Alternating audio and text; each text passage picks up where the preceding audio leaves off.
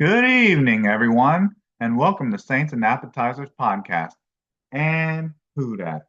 And this evening we have some main course for you. We're back. We're finally back with some main course, and I'm talking about the Saints' 35 to 14 win over the Cleveland Browns in the Mercedes Superdome at on Sunday, November 17th, 2024 at 12 Eastern.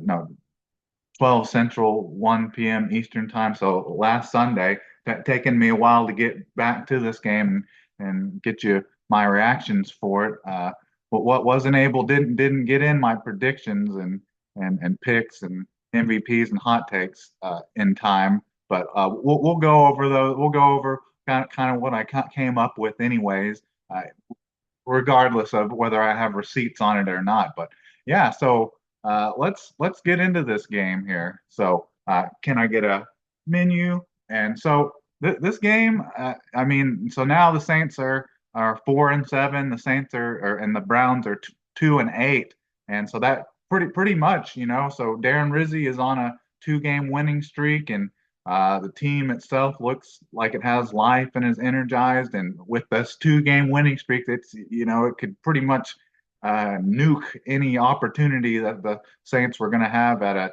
a top 5 draft pick now. But you know, weeks leading up to some of these games that they've won now, and definitely after the Carolina Panthers game, I was really on board with, not necessarily tanking. I just thought the Saints were just bad enough that they're going to tank on their own. But during these close games, hell, this Cleveland Brown game, it was close. It was tied 14-14 going into the fourth quarter. Felt kind of like some Saints games this year that they've lost, where it's been like a one-score lead, and then things just kind of get out of hand in the second half.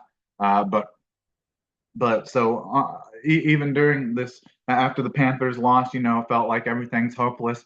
Watching the Falcons game, watching this Cleveland Brown games, it's hard for me to cheer for them to lose and not get excited about them putting up points and scoring and are exciting to watch. It's too hard for me. I'm too embedded in the Saints and too hardcore of a fan, a diehard fan for me to be okay with them losing. Still, even when I know it's for their best interest for them to lose, and you beat Atlanta now. That was pretty much our Super Bowl. Everything's all good. It still makes me sick and ruins my Sunday if they lose. So hey, they beat the Cleveland Browns. They've moved to 4-7. So and there's still a little glimmer of hope, I guess, in the NFC South, because the Falcons hadn't been doing real great.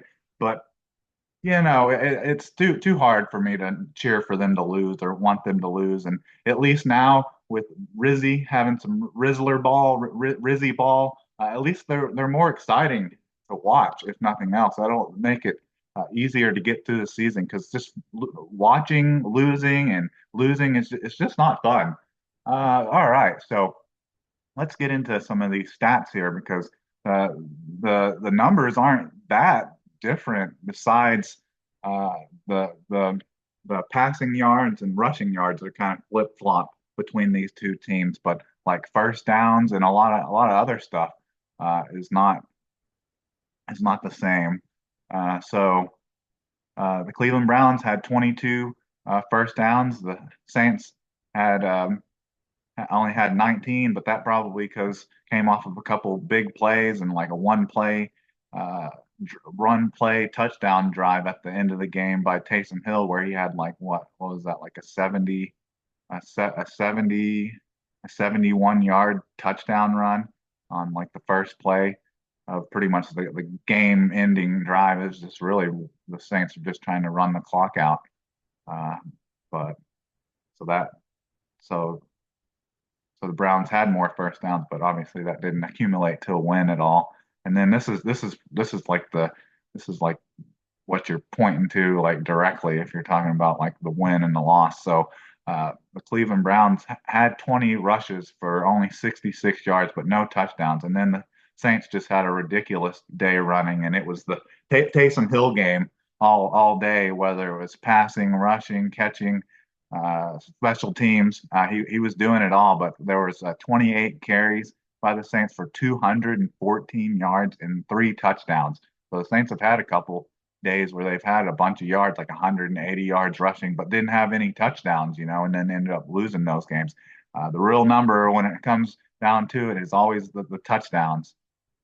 And then passing numbers, Jameis, he had an amazing day. That was like the thing that left me kind of wanting more from this game is because Jameis, heck, when I seen that it was tied still and going into the second half, it got tied up early, and even first like score watching, saw the Saints were up like 14 or 7-0, and then 14-6.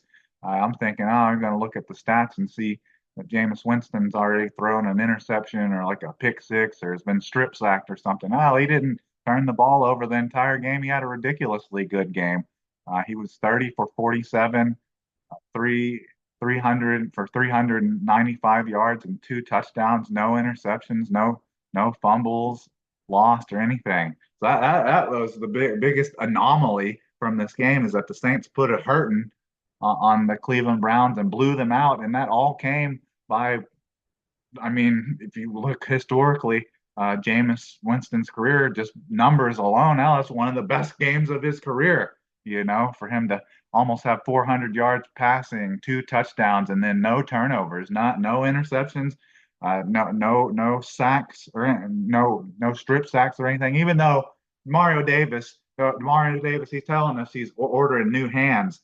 Demario Davis, he had two interceptions that were just straight up dropped. The final drive uh, in the end zone, he dropped one, and then on I think the final drive of Jameis Winston being in the game, or no, it was when their backup came in. Hell, he threw one like on the first throwing play or first play when they brought the backup in. He threw one like right to Demario Davis. So I mean, there are opportunities for the Saints to get some interceptions off of Cleveland Brown quarterback, not just Jameis, because one of the worst passes thrown was by their backup late in the fourth quarter when they had conceded that they were going to lose. But yeah, I mean, that's what made me really want more from this. It was supposed to be the Jameis Winston revenge game. I mean, I felt that if the Saints were going to kick the Cleveland Browns teeth in, that was going to come with some uh, hectic plays and some interceptions and some strip sacks on Jameis, but we didn't get that. So I just felt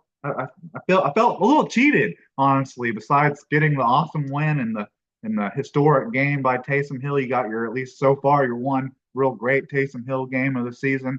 Got that in, but I feel cheated. I wanted to see just a complete meltdown from Jameis Winston in this game, leading to the Saints getting a couple scores off of it, but we didn't get that. And then we have passing yards is for the Saints was 29, uh, 22, no, yeah, 22 of 29 for 266 yards with two touchdowns and one interception. The one interception was actually from Taysom Hill, who had a couple passes in this game. He had one that picked up a big first down for an 18-yard play on, I think that was on maybe the Saints' first or second. I think that was on their second scoring drive. And then he threw an interception like right after having his 41, 42-yard kick return.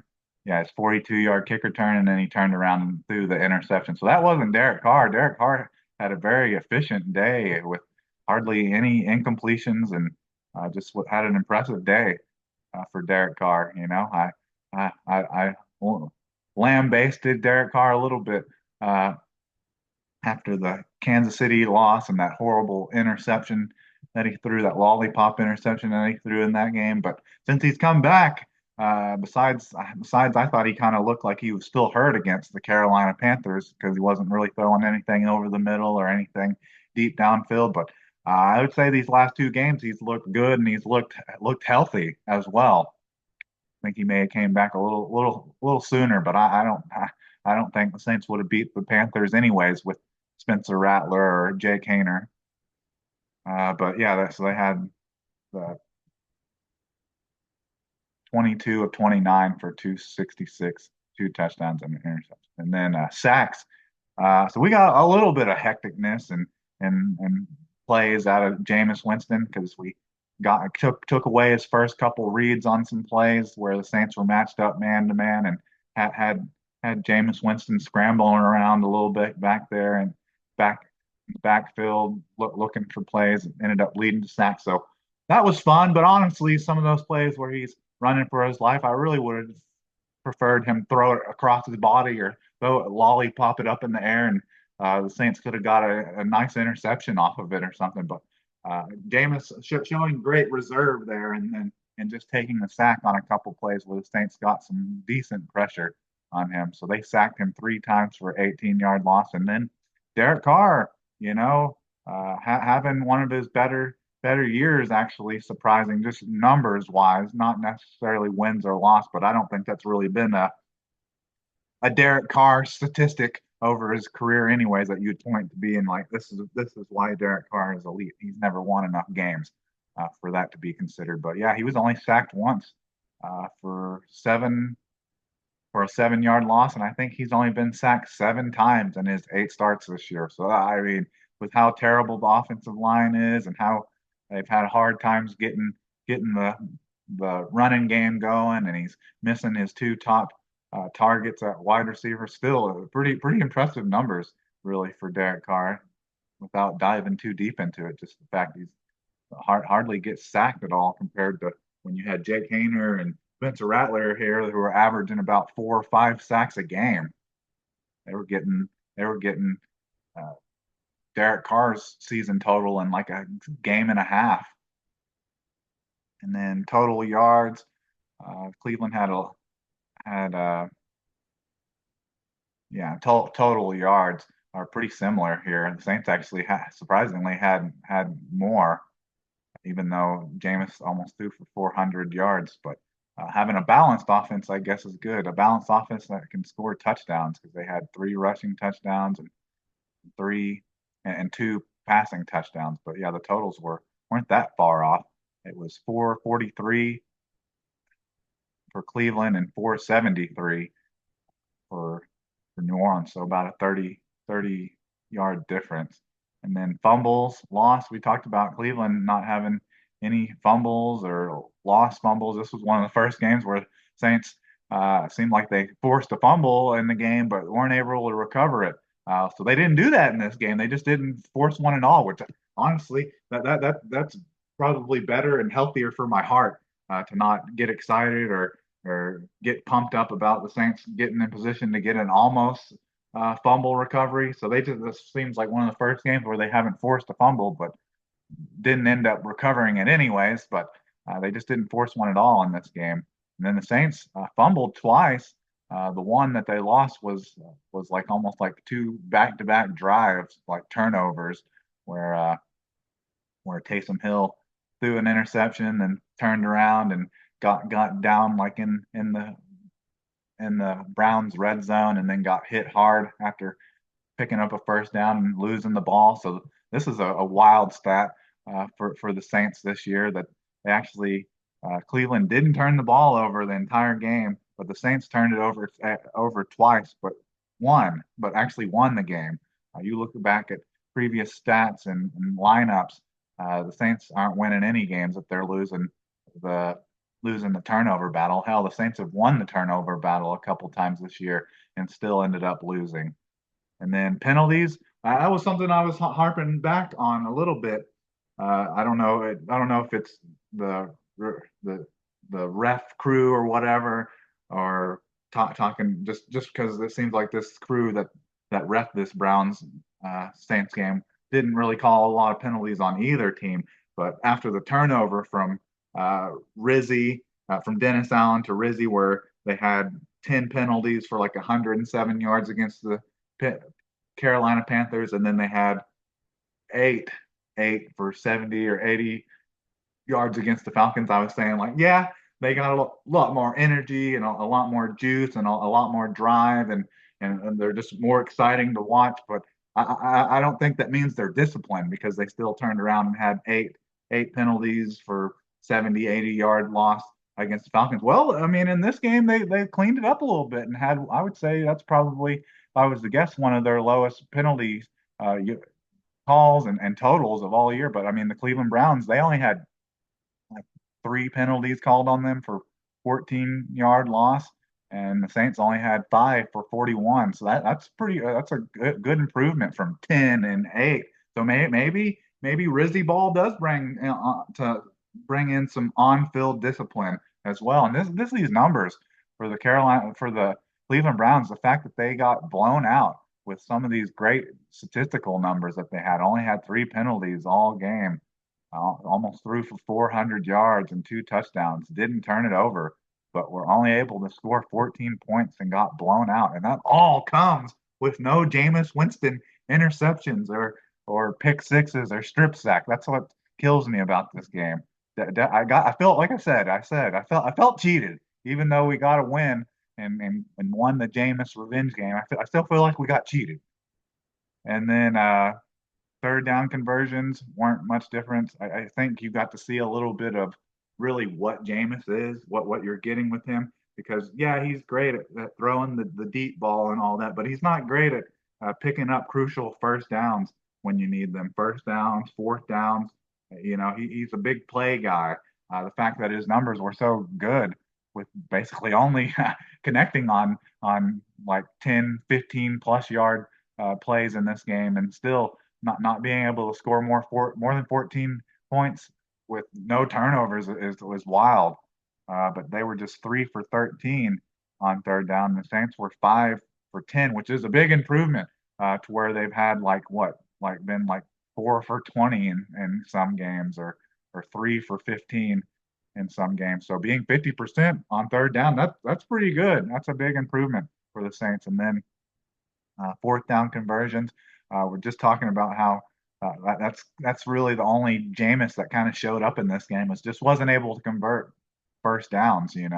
Fourth downs to first downs, third downs to first downs, because they were 1 of 3 in this game, and then the Saints were 1 of 1, which was on the awesome. What was that, like a 37-yard rush on 4th and 1 by Taysom Hill for a touchdown? So that was when Taysom Hill started to get loose in this game. And this game that pretty much busted the game wide open. That was a 33-yard touchdown run at the 12 at the 13:22 mark of the fourth quarter, which that just busted this game wide open. The Saints took the lead 21-14, and then it was just a rout from there. This game was closer than the final score shows. Like it felt closer. It helped that the Browns kicker, what was his name, Dustin Hopkins, missed essentially 3 field goals. He missed like 2 chip shot field goals, and then he missed the chip shot field goal. Then he missed another chip shot field goal. The Saints got a penalty called on them for holding or offsides or something like that, and was a 5-yard penalty, but wasn't an automatic first down. And then he kicked it. He got even moved it up 5 yards and still missed it, like wide left. If nothing else, having Dan Rizzi as your head coach now is maybe like remove the kicker curse on the Saints, where kickers just make every single kick. Like that's the perfect time for Saints fans to go to a bathroom break or go get something to eat, is when opposing teams are lining up to kick. But hell, Saints kickers that they played the last 2 weeks have missed like 5 kicks. Had Young Hoku missed 3, and then Dustin Hopkins potentially missed 3, but only 2 of them counted. So 5 kicks missed. So hey, if nothing else, Dan Rizzi has maybe broke some curses that the Saints have felt like they've been tormented by over the years. And then time of possession was almost the same. The Browns had it for 29 minutes and 22 seconds, and the Saints had it for 30 minutes and 38 seconds. So almost the same, had the ball for the same. But I think a lot of that led up to what was because there was a couple plays. The Saints had a couple big touchdown plays, big touchdown plays from Taysom Hill. Had a couple long plays, and Had yeah, Derek Carr had one, or yeah, had the 71-yard play uh, to Mark MVS Marquez Valdez Scantling, and then had a couple big runs by Taysom Hill. Let's see. Yeah, and then had a 71-yard, uh, 75-yard touchdown run by Taysom Hill and a 71-yard touchdown reception by Marquez Valdez Scantling, and then the 33-yard run for a touchdown by Taysom Hill as well. So Taysom Hill had a ridiculously good day. Let's just go over his total numbers here real quick. So he was 1 for 2 for 18 yards and one interception. That's the long one completion of 18 yards passing. And then he was just had this the average is what's so ridiculous about his rushing numbers because he had 7 rushes for 138 yards, 3 touchdowns, 70 and a 75-yard long touchdown. And then the passing numbers, I felt kind of went like under the radar a little bit. Maybe it's because he didn't have a lot of yards and didn't have a touchdown, but the fact that he was targeted 10 times and had 8 catches, he was Derek Carr's favorite target on the day and had 8 catches for 50 yards and a long of 14, but did have that fumble that he fumbled and he lost it. So that's the his passing, rushing, and receiving. And then he had the one kickoff return. He had the one kickoff. Let's see. Yeah, the one kickoff return, which went for 42 yards and then just turned right around and threw an interception off of it. So it basically, but both of his turnovers ended up being like in the around the Browns red zone. So they essentially turned out to be punts. Could have been worse if the Saints ended up losing this game somehow. I'm sure people would be complaining a lot more. And so we talked about Jameis Winston. He had big numbers, but then the only other player that really had like a big game because Nick Chubb only had 11 carries for 50 yards and 14, 14 with a long of 14. They weren't able to get anything going on the ground, which I think that's led to them losing this game, even though James Winston still had a ridiculously good game, even though they couldn't run the ball really. And that's a little bit of a positive. The Saints were able to come in here and I guess in their own home stadium and were able to improve on the rushing defense a little bit. And then talking about Jerry Jeudy had a big game in this game. He was besides Jameis Winston, he was their only real standout because he was targeted 11 times for 6 catches for 142 yards and one touchdown and had an 89-yard long for that touchdown. It was kind of similar to the to the MVS Marquez Valdez Scantling touchdown. It was just kind of like, a little intermediate shot over the middle, and then before you know it, hell, there's no Saints around to tackle, and Jerry Judy's just outrunning everyone, just like Marquez Valdez Scantling did, because he had two was targeted 4 times for 2 catches for 87 yards and one touchdown and a 71-yard long. And then Alvin Kamara had 16 carries for 67 yards and a long of 18 and was targeted 4 times with 4 catches for 22 yards. And then you had a good mix of Foster Monroe and Juwan Johnson and even Taysom Hill. If you want to label Taysom Hill as a tight end, I thought that was good to see on the day here that Derek Carr, realizing you don't have really any other targets, wide receiver targets, so you need to get your tight ends involved a little bit more because Foster Monroe had 4 targets with 3 catches for 50 yards, and Juwan Johnson had 3 targets with 3 catches for 30 yards and a touchdown. So if you don't got wide receivers, but you still got a regular, relatively healthy tight end room, you should maybe use it. And then talked a little bit about Demario Davis already. He had two pass deflections, which I'm guessing those two pass deflections are the two interceptions we talked about earlier, where he had to go get his new hands, but he had 13 total tackles, three solo, 10 assists, and one tackle for loss. And then you had Saints getting after uh, Jameis Winston a little bit. I think they had three or four sacks last week against Kirk Cousins, and then had three in this game. And Brian Bresee looked good in this game. He had 1.5 sacks, three total tackles, one solo, two assists, one tackle for loss, two quarterback hits. So Brian Bresee had a big game. And then Charles Granderson had one sack, four combined tackles, three solo, one assist, two tackles for loss, and one quarterback hit. And then Chase Young had a half a sack with two combined tackles, one solo, one assist, one tackle for loss, and one quarterback hit.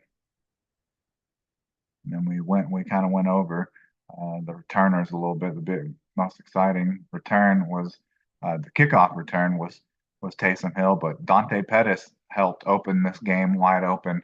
Uh, After that was after the I think that was after the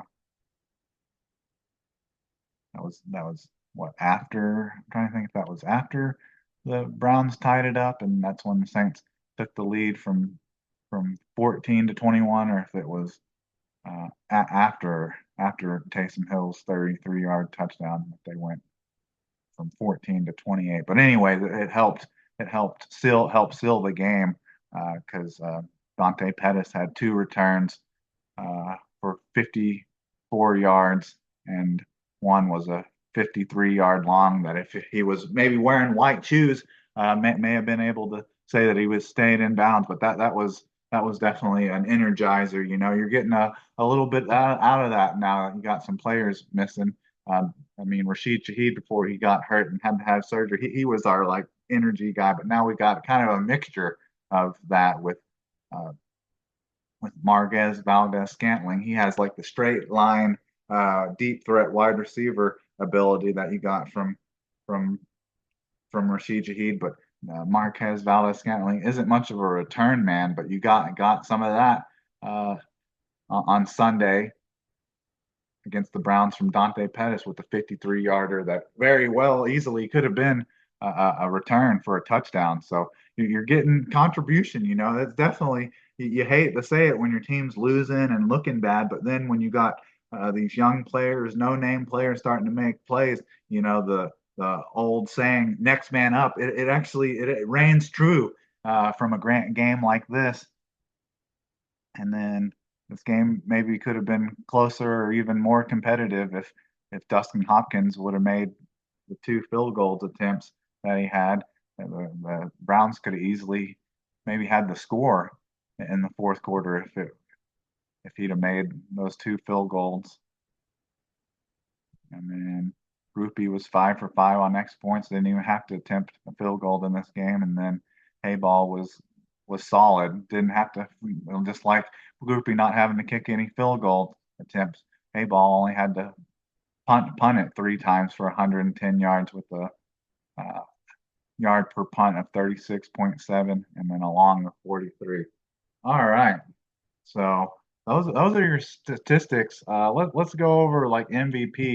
I don't because I didn't I didn't get any of my predictions or my prediction or scores or any MVPs or hot takes. I didn't get that in on time before the game, so I don't have any receipts necessarily. But I just give you kind of a general uh, picks uh, of who I picked, a general idea of who I would have picked or who I did pick before that game. But I can't be stick too solid. But I don't got the receipts for it. But MVP, if I was gonna go MVP, I probably would have went maybe uh, Marquez Valdez Scantling would have been my choice just because he had like the show standout game, a show out game against the Falcons, and maybe thinking, oh, maybe he can replicate that performance. And I mean, he came close, really. Similar numbers with just the just two catches for 87 yards, a touchdown, and a long of 71 yards. Just he was just another touchdown, a little short, like a red zone touchdown away from having almost the exact same number. So hey, Marquez Valdez-Scantling, that wouldn't have been a horrible option, but I definitely wouldn't. I know for a fact that I wouldn't have picked Taysom Hill because I would have been too afraid of him having a bad game or getting hurt, which he had kind of a mixture of that, not the hurt, but having a bad game and then having a historically great game because he turned the ball over twice early in the game and then started going off, ripping off huge touchdown runs. But yeah, your post, maybe my pregame MVP choice on offense probably would have been MVS, but then the actual post game offensive MVP would definitely be Taysom Hill because he did everything in this game, from passing to throwing to receiving to even special teams.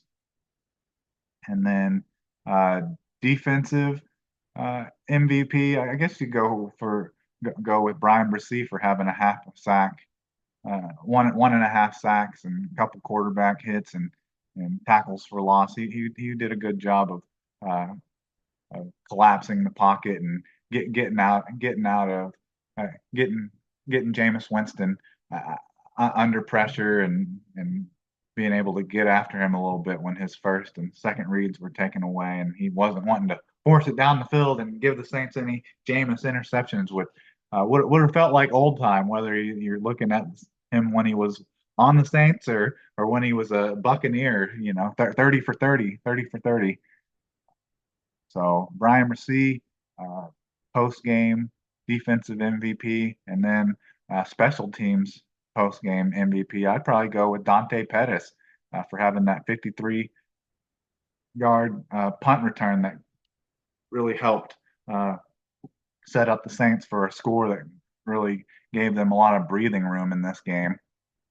And then can't really say I got a hot take. I think I kind of went over what it would have been, I guess, kind of, or what I would have liked it to have been. But it would have been like I want some Jameis Winston turnovers. I want some Jameis Winston hectic stooge plays in this game, and we didn't get any. So if that would have been kind of what my hot take would have been, it would have been wrong anyways. But like I said, I felt cheated. I felt cheated for not getting at least one Jameis Winston turnover in this game. So hot take may have been we're going to get to see 30 for 30 Jameis, where he scores maybe three touchdowns in this game, but has three turnovers as well. But we didn't get that. So a hot take would have been wrong anyways, and MVP pick would have been wrong anyways. But I actually did pick the Saints to win this game, or I expected them to win this game, but I didn't think they were going to do it in a molly whopping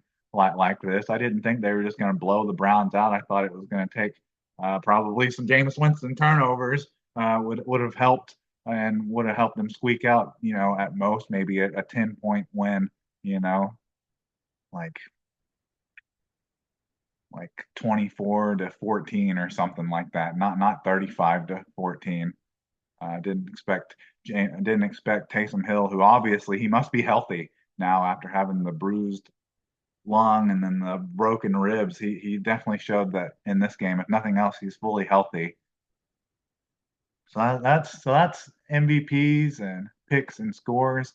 And just the final thing to go over is we kind of talked early on about how the Saints have kind of nuked their chance at having like a good top five, top maybe even top 10 draft pick with how bad the league is. You got so many teams that are have only 3 and 2 losses or only have 3 or 2 wins under the Saints. So I think the Saints maybe stand right now like what they're at 10, but I feel like there's still some games that they can win or fall kind of ass backwards into. And heck, yeah, we've said it before how I just kind of hate these type of seasons where it's like the last couple weeks, you're scratching and clawing and looking at tiebreakers about whether the team can get in with just 9 or 10 wins or if that's going to be enough to win the division. I mean, I think Saints fans possibly might be going nuts if they win these next couple games. I think they play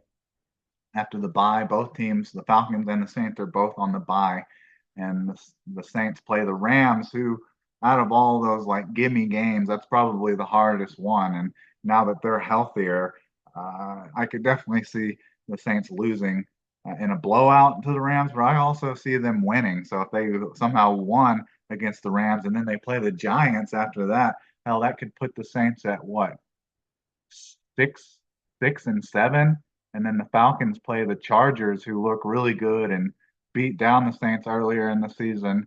So they play the Chargers, and then they play the Vikings, who are one of the top teams in the NFC. Only have two losses, so that could after let's see what week is that. So that's week 12, 13, 14. So yeah, 12, 13. So like after after week 14, we could be looking at the standings where the Saints are 6-7 and and yeah, yeah, six. Yeah, I mean they could be tied up possibly if the Falcons lose their next two games against the Chargers and Vikings, and then the Saints win their next two games against the Rams and the Giants. We could be looking at them tied. I mean, I think the Falcons still have the tiebreaker no matter what, but we could literally look at the Saints like a half game back of the Falcons, with them both possibly being 6-7. Like I don't want this, but it feels like that's what we're gonna get, and I think our hearts are just gonna end up getting ripped out at the end of it. And hey, don't forget about the don't forget about the Buccaneers. I think Mike Evans and them, they're all getting healthy and they're getting back. So they could factor into this some way or another. But I just feel like the Saints are going to end up coming up a game or two short of this, or a tiebreaker short of this, and we're going to get our hearts and our guts ripped out for like the third, fourth year in a row, and then end up having a super mid draft pick. But that's what it looks like. But hell, in 2, 3 weeks, man, Saints fans may be thinking they're going to win the division, but we just have to see how it goes, I guess, and see if Rizzy Ball can keep it up and keep up the wins. But hey, everyone, I hope you enjoy the bye week. Enjoy the bye week coming off of a win, and enjoy the no stress of that. And you just enjoy these last two wins, because with how the season is, and even though they play some bad teams, who knows? Who knows who that be?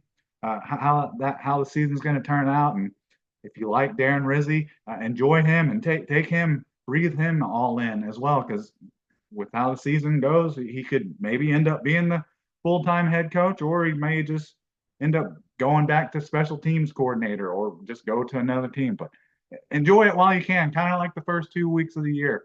You enjoy it because you don't know when your next one's going to be. And I like saying that after the Cowboys game, it took 7, 8 weeks before you got your next one. But anyways, I think that's all I have for you. So I hope you enjoy the bye week, and who dat? And can I get a check, please?